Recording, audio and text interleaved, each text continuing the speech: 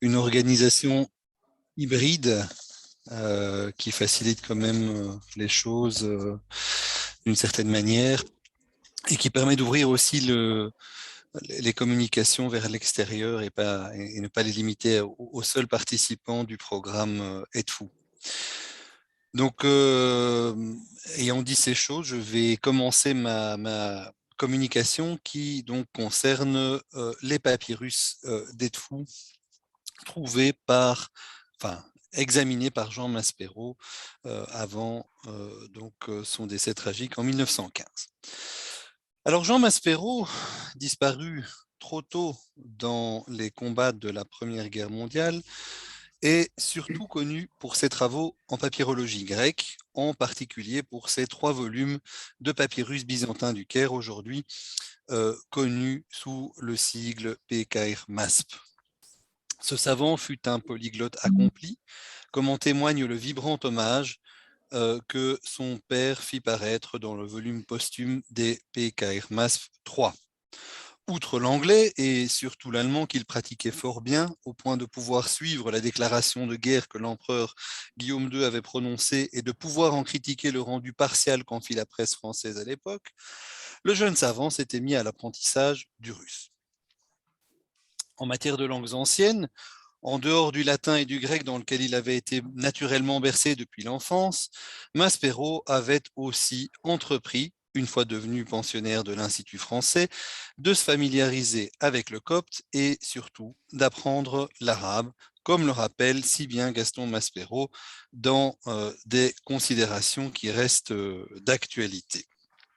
Alors donc voici le fameux catalogue dont je vous parlais, dont l'introduction est vraiment magnifique. Donc pour ceux qui ne connaîtraient pas cette introduction, je vous la recommande. C'est un petit chef-d'œuvre. Alors Gaston Maspero disait ceci: la connaissance insuffisante de l'arabe a été jusqu'à ce jour le point faible de la plupart des savants qui se sont intéressés à la Rome orientale. Ils n'aperçoivent d'ordinaire celle-ci que par les récits nécessairement partiaux de ses propres chroniqueurs, étant presque toujours incapables de consulter par eux-mêmes la tradition arabe, persane ou turque. Ils ne voient le plus souvent qu'une seule face des événements et ils en ignorent la version ennemie. Jean Maspero n'entendait descendre dans la lice que bien armé, et pendant les années qui suivirent, il partagea son temps presque également entre le déchiffrement de manuscrits grecs et la lecture des historiens musulmans. Les propos nécessairement partiaux d'un père endeuillé par la perte d'un enfant si cher pourraient paraître douteux s'ils n'étaient confirmés par celui qui fut l'un des plus grands arabisants français du XXe siècle, Gaston Viette, qui côtoya le jeune Jean Maspero alors qu'il était donc pensionnaire à l'Institut français. Alors, Viette, dans l'introduction aux matériaux pour servir à la géographie de l'Égypte, dit ceci: il a prouvé dans ses derniers travaux que sa connaissance de la langue arabe n'était pas superficielle. Les historiens et géographes musulmans lui étaient familiers, non moins que les auteurs chrétiens, à travers lesquels il m'a guidé avec une grande sûreté. Son histoire du patriarcat alexandrin, encore inédite et malheureusement inachevée, en témoignera, au même titre que son étude sur l'organisation militaire de l'Égypte byzantine. Il avait commencé une série d'articles dans le bulletin de l'Institut français d'archéologie orientale, les Graeco-Arabica. Un de ces articles donc, concerne entre autres l'usage du terme koustal en arabe, dont Maspero avait compris dès 1911 qu'il n'avait rien à voir avec le mot quaestor du latin, mais était lié au terme augustalis, donc qui désigne un officier financier dans l'organisation de l'Égypte byzantine. Et donc, Viette poursuit en disant « Il s'attaquait à des passages difficiles du texte de l'histoire des patriarches de Sévère d'Ashmonayn, pour l'explication desquels la pratique des auteurs byzantins était nécessaire. Il avait également prouvé que l'épigraphie arabe n'avait pas de secret pour lui. » Tout naturellement, cet intérêt pour le domaine arabe l'avait conduit, lui qui était avant tout devenu un papyrologue prodige, à s'intéresser aux documents arabes. De cet intérêt, il ne subsiste que quelques témoignages, en particulier dans les fameux matériaux pour servir à la géographie de l'Égypte, qu'il rédigea donc en collaboration avec son ami Gaston Viette et qui parut de manière posthume. Alors dans cet ouvrage, il fait abondamment usage des papyrus arabes de Qurra bin Sharik que Karl Heinrich Becker avait publié en 1906. Alors, une autre trace notable de son intérêt pour la papyrologie arabe se trouve dans un article paru dans les Annales du service des antiquités égyptiennes, où il publiait donc un brevet de nomination de prêtre en arabe que des ouvriers avaient mis au jour dans un bâtiment du Vieux-Caire, alors en cours de destruction. Même s'il ne s'agit que d'une édition partielle, d'un document qui est exceptionnel par sa rareté et son ancienneté autant que par son milieu chrétien de rédaction. Il faut bien donc garder à l'esprit qu'on a très peu de documents qui émanent des sphères chrétiennes jusqu'à présent, et il s'agit d'un document justement qui émane de ces sphères chrétiennes. Alors, cette édition, donc, comme j'ai dit, était partielle parce que les souscriptions finales n'ont pas été transcrites intégralement. Mais en tout cas, quel que soit l'état de l'édition, on voit dans cet article de 1911 tout le talent du jeune éditeur que la lecture d'un document d'époque mamelouk n'effraie point du tout. Alors, ça peut paraître idiot aujourd'hui, mais en 1911, on avait très peu d'éditions de documents mamelouks et Maspero n'eut aucun mal à s'attaquer à ces documents en dépit de l'absence de parallèles. Mais le jeune Maspero n'entendait pas s'arrêter à cette première expérience et comptait manifestement inclure dans son volume 3 des papyrus byzantins d'Aphroditée au moins un papyrus arabe que Gaston Maspero décida néanmoins de ne pas publier, l'édition de ce dernier étant restée inachevée. Alors on l'apprend par donc l'introduction toujours au PKR MASP 3 où Maspero père précise que le numéro 67359 désignait primitivement un papyrus arabe découvert à Komishko avec les Byzantins. Comme la transcription et la traduction n'étaient à peine ébauchées, je lui substituais, dit Gaston Maspero, un papyrus grec d'époque arabe et de même provenance qui avait reçu le numéro provisoire 67360, mais dont le texte était prêt pour l'imprimeur. Alors, donc, on aimerait savoir de quel papyrus précisément il est question. On pourrait évidemment assez intuitivement penser qu'il s'agit de l'un des papyrus arabes de Qurra bin Sharik envoyé à Basilios que Groman publia plus tard en 1938 dans son volume 3 des PKR arabes. Mais le problème, c'est que donc ces papyrus, dont vous voyez ici des images, ont manifestement intégré la collection du Dar el-Koutoub, donc de la Bibliothèque nationale égyptienne, dès 1905, puisque les documents de Qurra bin Sharik ont été reproduits par Moritz dans son album de paléographie arabe dès 1905.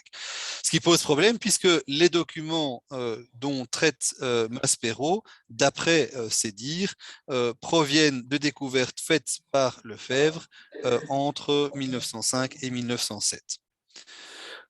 Alors, si Gaston Maspero rapporte fidèlement ce qu'il savait du travail de son fils, cela pourrait vouloir dire qu'une série de papyrus arabes trouvés à Aphrodito, peut-être issue de la correspondance entre Qurra ben Sharik et Basilios, serait encore conservée au musée du Caire. Une piste qui a de quoi exciter tous mes sens de papyrologue, mais calmons nos ardeurs et revenons donc à l'objet de la communication.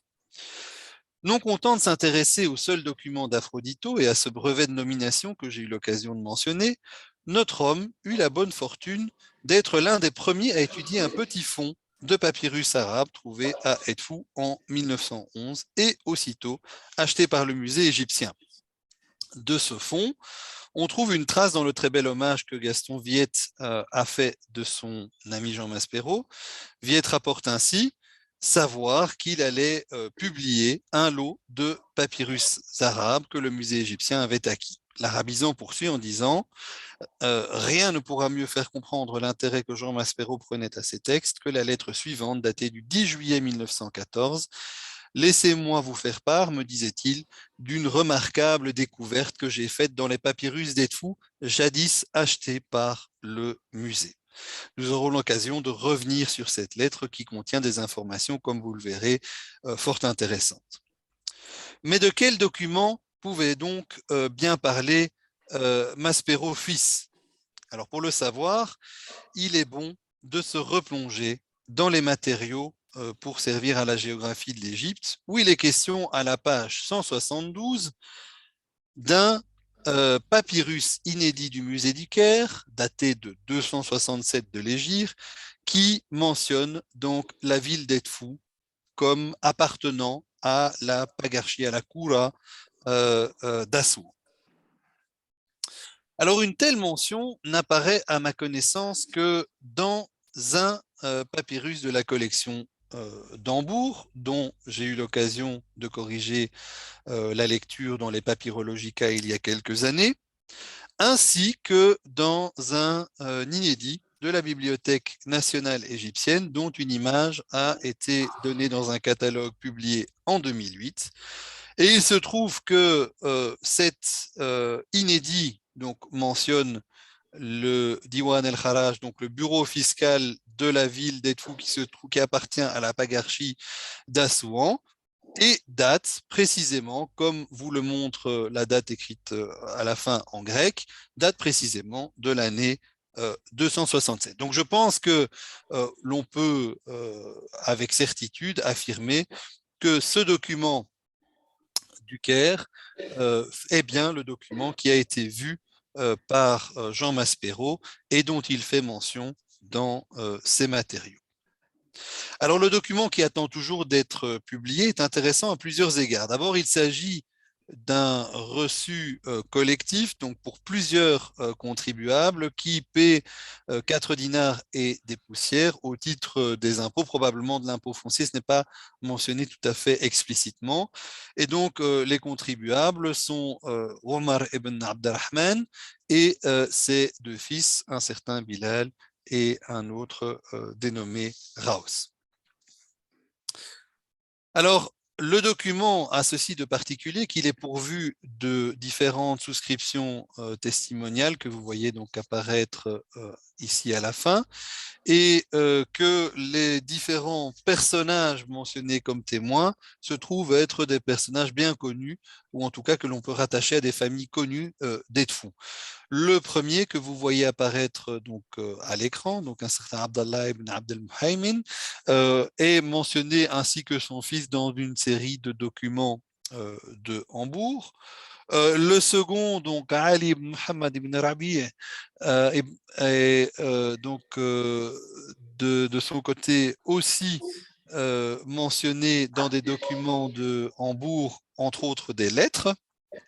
Et enfin, le dernier, un certain Zura ibn Rafar ibn Abd al-Jabbar, est donc mentionné dans un autre document du Caire comme étant donc débiteur d'une autre personne. Le document est malheureusement fragmentaire, mais on peut sans grande difficulté le rattacher à une plus grosse famille de personnages mentionnés dans des documents à la fois du Caire et de Hambourg, ce qui permet de reconstruire en fait l'arbre généalogique de cette famille.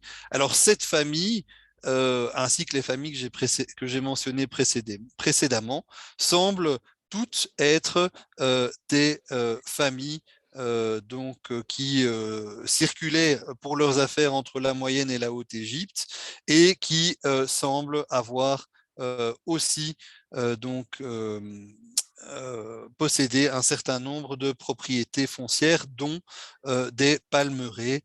Ils étaient manifestement, pour certains d'entre eux, impliqués dans le commerce du bois. Alors, ce document est aussi encore plus intéressant dans la mesure où, au verso, il présente une série de lettres de condoléances, enfin de modèles de lettres de condoléances récemment publiées par Khaled Younes, Et donc, ces lettres de condoléances, ces modèles de lettres de condoléances qui sont tout à fait uniques, permettaient véritablement à celui qui le voulait de trouver des lettres prêtes à l'emploi dans une société médiévale où la mort était chose particulièrement courante. Alors, le statut de ce document est un petit peu, donc, il est à la fois donc littéraire et à la fois documentaire. L'écriture, l'usage de certains diacritiques spécifiques au texte littéraire montre que il y a derrière ce papyrus une volonté de conserver un texte littéraire d'importance et en même temps l'écriture présente aussi un caractère documentaire tout à fait ordinaire, ce qui montre qu'on est vraiment à la frontière entre le texte littéraire et le texte documentaire. Vraisemblablement, s'agit-il ici d'une copie privée faite par l'un de ces marchands que j'ai mentionné. Alors, outre ce document dont la provenance apollinopolite ne fait aucun doute, puisque le paiement des 4 dinars et des poussières est explicitement réalisé dans le bureau local des impôts, donc le Diwan al-Kharaj, l'étude des quelques traces laissées par Jean Maspero dans ses recherches en papyrologie arabe, pardon, révèle qu'il a eu l'occasion d'étudier un autre document. Et on doit donc à Gaston Viette d'en avoir conservé la mémoire dans cette fameuse introduction des matériaux que je vous ai déjà mentionnés. Donc revenons sur la lettre dont Viette transcrit le contenu. Laissons donc parler notre ami Jean Maspero qui disait « Laissez-moi vous faire part, me disait-il, d'une remarquable découverte que j'ai faite dans les papyrus d'Edfou jadis achetés par le musée. Je regardais cette caisse il y a quelques jours et remarquant une belle écriture, je triai hors de ce fouillis de 72 fragments de quelques centimètres carrés qui me paraissaient être de cette main,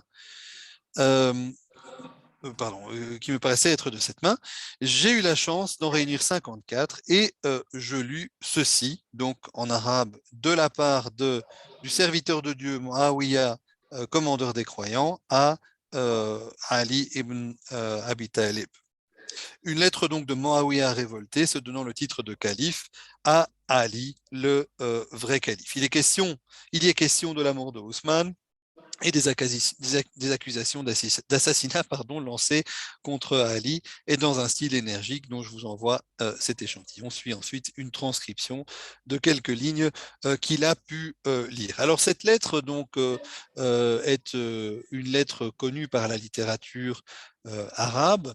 Il s'agit donc d'une lettre écrite par le futur fondateur de la dynastie omeyyade, donc le fameux Muawiyah, qui donc était entré en révolte contre le 4e calife dit bien guidé, donc le calife Ali. Alors, aucun papyrus publié à ce jour ne conserve un tel récit relatif à la violente guerre civile qui opposa donc Muawiyah à Ali. Cependant, en mars dernier, j'eus le bonheur de découvrir à l'occasion du dernier congrès de papyrologie arabe qu'il existait bel et bien ce papyrus et se trouvait donc à la Bibliothèque nationale égyptienne. Et c'est mon collègue Hazim Ali qui donc en a retrouvé la trace et donc en a donné une présentation à donc l'occasion du dernier congrès de papyrologie arabe, sans cependant connaître la citation faite par Maspero. Et donc, en fait, ce document, je vous en montre voilà une image. Vous voyez, le caractère fragmentaire de ce document apparaît assez bien. Vous voyez qu'il y a une série de fragments qui ont glissé, des fragments qui ont été recollés, etc. La restauration, d'ailleurs, faite par Maspero n'est probablement pas tout à fait correcte, comme Hazem Ali l'a remarqué. Mais voilà, donc grâce à Maspero, on sait que au travail de Maspero, on sait que ce papyrus qui donc n'avait pas de provenance connue au Dar el-Koutoub dans la Bibliothèque nationale égyptienne provient donc d'Edfou. Et d'après mon collègue Hazim Ali, un autre papyrus sur lequel il travaille, un poème dû à un poète de l'époque omeyyade, aurait été écrit par le même copiste et donc appartiendrait lui aussi à la trouvaille d'Edfou dont Maspero s'est occupé.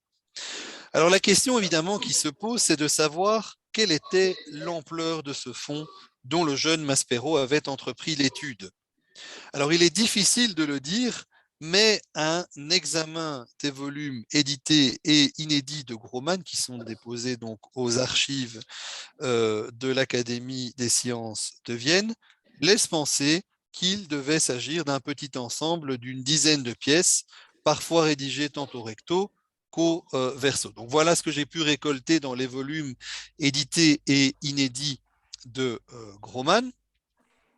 Alors vous voyez que Groman donne une série d'informations sur le contexte de découverte et donc l'histoire du papyrus. Bon, vous voyez qu'il y a un certain nombre d'incohérences puisque il note qu'un certain nombre de papyrus ont été découverts en 1911, 1912, d'autres en 1920.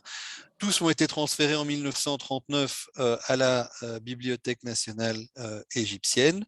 Alors, contrairement à ce que Groman note dans ses volumes, en se fondant vraisemblablement sur les données récoltées dans les inventaires de la Bibliothèque nationale, je tiens pour peu probable que les documents d'Edfou aujourd'hui détenus par la Bibliothèque nationale proviennent de découvertes différentes. Je pense que toutes ces pièces appartiennent à un seul ensemble, celui précisément que Jean Maspero étudiait avant sa mort et qui fut trouvé et acquis par le musée égyptien en 1911. Et c'est précisément parce qu'ils proviennent d'une même trouvaille faite la même année à Edfou que tous ces documents partagent tant de similarités avec les papyrus de Hambourg, dont je vous avais montré il y a 2 ans qu'ils proviennent d'une découverte faite en 1911 et acquise par la bibliothèque d'Hambourg en 1912. Les textes d'Hambourg et du Caire semblent concerner quelques familles prospères de marchands et de propriétaires terriens qui vécurent à Edfou entre la seconde moitié du IXe siècle et le premier quart du siècle suivant. Donc, par cette modeste communication dont l'intérêt, je le sais, est limité, j'ai voulu vivifier le souvenir du travail de Jean Maspero, dont l'œuvre d'arabisant est très souvent passée inaperçue. Si la mort ne l'avait pas fauché si jeune, il y a fort à parier que ce jeune prodige eût été l'un de ces papyrologues qui, comme Crum ou Groman, excellaient à lire les documents de l'Antiquité tardive et du Moyen Âge, et ce, quelle qu'en soit la langue. Mais plus généralement, j'ai voulu aussi montrer l'intérêt que présente la lecture de nos prédécesseurs pour reconstituer l'histoire de fond que l'incurie patrimoniale a contribué à effacer. À l'instar de ce que j'avais entrepris il y a 2 ans pour les documents de la collection d'Hambourg, dont la provenance apollinopolite avait peu à peu, par une succession de malencontreux hasards et par le fait de la guerre, été oubliée, l'origine du petit fonds de papyrus acquis par le musée égyptien c'est elle aussi, pardon, progressivement perdue dans le transfert au Dar el-Koutoub et la renumérotation des pièces. Donc, un petit exemple de travail, à mon avis, nécessaire et préalable avant une étude complète de ce fonds arabe et qui fait écho aussi aux difficultés que nous avons eu à affronter quand nous avons traité des papyrus de Lajar, puisque, comme le mentionnait encore hier Anne, une série de papyrus réputés provenir d'Edfou, mais pas de Lajar, ont pu être connectés donc à des pièces manifestement originaires de Lajar. Et donc, comme pour la collection de l'IFAO, la collection du musée du Caire a subi une fragmentation et a peu à peu donc perdu trace des conditions d'acquisition et de la provenance du fonds. Voilà, je vous remercie de votre attention et j'espère avoir parlé dans un temps correct. Merci. Thank you so much, Naeem.